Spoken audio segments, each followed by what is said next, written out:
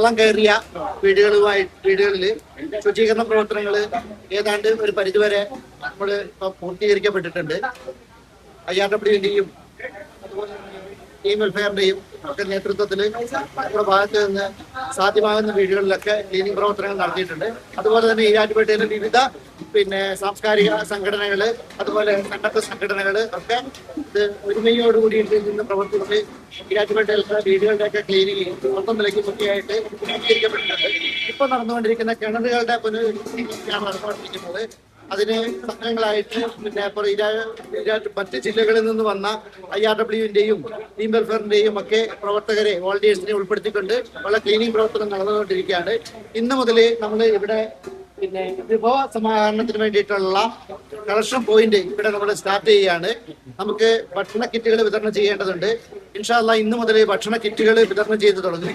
അതോടൊപ്പം തന്നെ വെള്ളം കയറി പോയത് വഴി നഷ്ടപ്പെട്ടു പോയിട്ടിരിക്കുന്ന വീട്ടുപകരണങ്ങൾ പരമാവധി നമുക്ക് വീടുകളിൽ എത്തിച്ചു കൊടുക്കാനുള്ള ശ്രമമാണ് ഇപ്പോൾ ശ്രമിച്ചുകൊണ്ടിരിക്കുന്നത്. ഗ്യാസ് സ്റ്റൗ, അതുപോലെ പാത്രങ്ങളുടെ മിക്സി തുടങ്ങിയ മുതലായ ഒരുപാട് സാധനങ്ങൾ, വീട്ടുപകരണങ്ങൾ പലർക്കും നഷ്ടപ്പെട്ട അവസ്ഥയിലാണ്.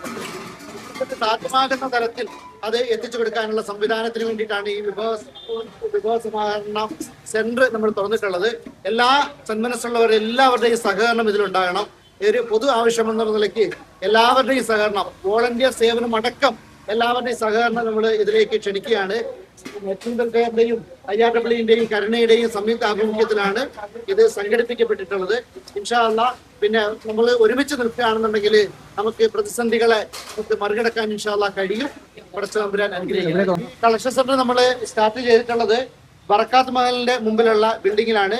കളക്ഷൻ സെന്റർ താഴത്തെ നടക്കില് ബറക്കാത്ത് മഹലിന്റെ മുമ്പിലുള്ള ബിൽഡിങ്ങിലാണ് നമ്മൾ സ്റ്റാർട്ട് ചെയ്തിട്ടുള്ളത്. നമ്മളിവിടെ മെയിനായിട്ട് ശേഖരിച്ചുകൊണ്ടിരിക്കുന്നത് ഭക്ഷണ കിറ്റുകള്, അതുപോലെ തന്നെ വസ്ത്രങ്ങള് വരുന്ന ആളുകൾ ശ്രദ്ധിക്കേണ്ടത് കൃത്യമായിട്ടും പുതിയ വസ്ത്രങ്ങൾ തന്നെയാണ് നൽകേണ്ടത്. ഉപയോഗിച്ചിട്ടുള്ള വസ്ത്രങ്ങൾ നമ്മൾ കളക്ട് ചെയ്യുന്നില്ല. ഇവിടെ ഇതുവരെ നമ്മൾ സ്വീകരിച്ചിട്ടുള്ള വസ്ത്രങ്ങളൊക്കെ കേരളത്തിന്റെ വിവിധ ജില്ലകളിൽ നിന്ന് പല നൈറ്റുകള്, മുണ്ടുകള്, ഷർട്ടുകള്, ചുരിദാറുകള് ഒക്കെ ആയിട്ട് വസ്ത്രങ്ങൾ ഇവിടെ ഒരുപാട് വന്നിട്ടുണ്ട്. കുറെ വന്നുകൊണ്ടിരിക്കുന്നുണ്ട്. ആ വന്നിരിക്കുന്നതൊക്കെ പുതുവസ്ത്രങ്ങളാണ്. പക്ഷെ അതിനേക്കാളും കൂടുതൽ ആവശ്യങ്ങൾ ഈരാറ്റുപേട്ടയിലെ എല്ലാ ഡിവിഷനുകളെയും നമ്മൾ പരിഗണിക്കുമ്പോൾ, വെള്ളപ്പൊക്കം അഫക്ട് ചെയ്തിട്ടുള്ള ഡിവിഷനുകളൊക്കെ പരിഗണിക്കുമ്പോൾ അതിൽ കൂടുതൽ ആവശ്യമുണ്ട്. അതുകൊണ്ട് പുതിയ വസ്ത്രങ്ങൾ തന്നെയാണ് ഇതിലേക്ക് സംഭാവന ചെയ്യാൻ ആഗ്രഹിക്കുന്നവർ ശ്രദ്ധിക്കേണ്ടത്. അതുപോലെ തന്നെ ഗ്യാസ് സ്റ്റൗകള്, മിക്സി, അതുപോലെ പാത്രങ്ങള് തുടങ്ങിയ ഗൃഹോപകരണങ്ങള് സാധ്യമാകുന്നവരൊക്കെ കൊണ്ടുവന്ന് എത്തിക്കണമെന്നും അത് ഏറ്റവും അർഹതയുള്ളവരടുത്ത് കൃത്യമായിട്ട് തന്നെ എത്തിച്ച് നൽകുന്നതുമായിരിക്കും.